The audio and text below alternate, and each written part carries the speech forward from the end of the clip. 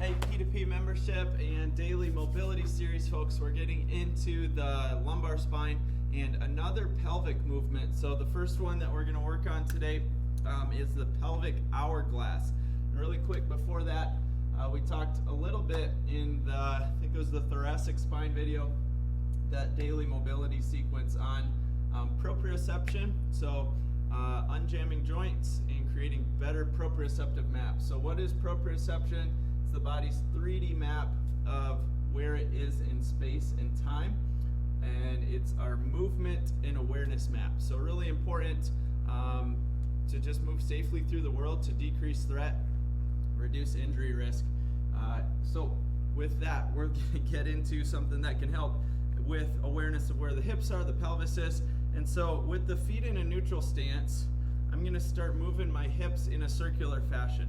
So with this one, we don't need to make any big movements with the anterior, posterior, lateral tilting of the pelvis that we worked on before. We want to focus on driving the hips one way and the rest of the trunk with a little bit of stiffness in the trunk, the rest of the trunk the opposite direction. So if you think about hips go to the left, head goes to the right, vice versa, hips go one way, head goes the opposite.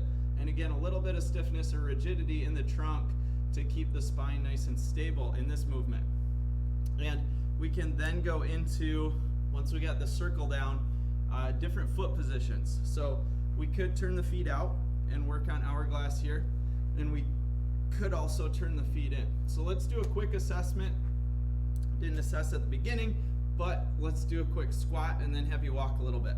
So sitting hips down and back, just getting a feel for that in the squat pattern, and then a little bit of walking. And so just get a feel for that. And then the next one I want you to try is feet turned in. Really like this variation because it decompresses the SI joint. So it actually takes some pressure off of that important area where we have that force transfer in the low back at that SI joint. So feet turned in, and then same motion. Hips go one way, head goes the opposite. Arms are fairly relaxed, and a little bit of stiffness again in the trunk or the core. Good. And if you find, like me, that your feet are spinning or starting to rotate out, try to reset them, turn them back in, and then do a couple more reps. And a couple each direction. And then we could go ahead and reassess. Not a huge change for me in the squat. Check your gait. Gait feels good. And then from there, we're going to go into some key movements for the low back. So if you're just starting out with these, go slow with them. Always keep your knees bent. So biggest key with these lumbar or low back movements is that the knees stay bent throughout. Typically when the knees are bent, the back or the spine itself feels safer with movement, and the musculature of the joints there are going to just move a little bit better, and typically your brain will feel a little bit safer with it if we can, again, keep those knees soft or bent.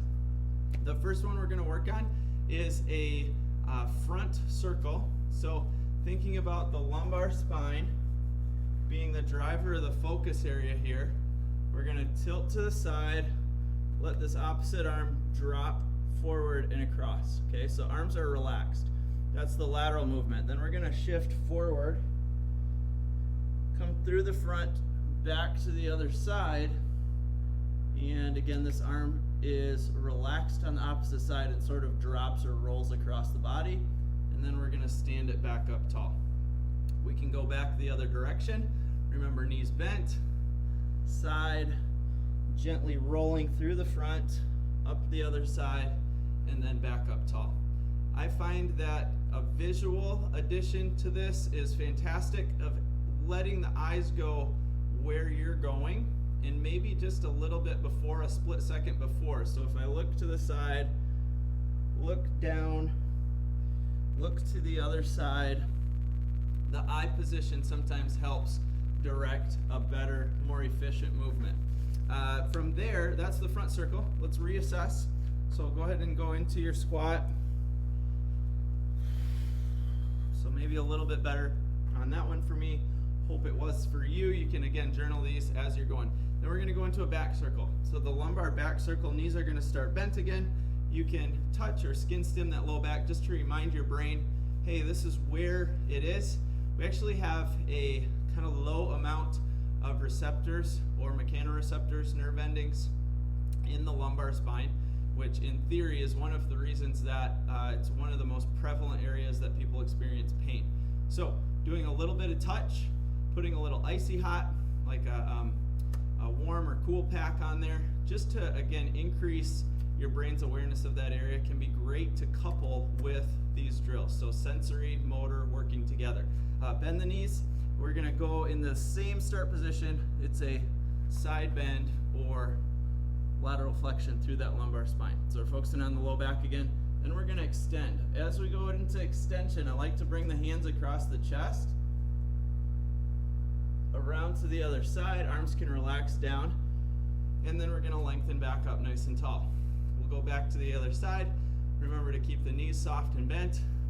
Side, back, through that back part of the circle, back to the other side in lateral bend, and then back up tall. Again, remembering to focus on that movement coming out of the low back, and starting slow, starting gentle with these. So you can gradually increase range of motion over time as you get more comfortable with the movement. Let's reassess.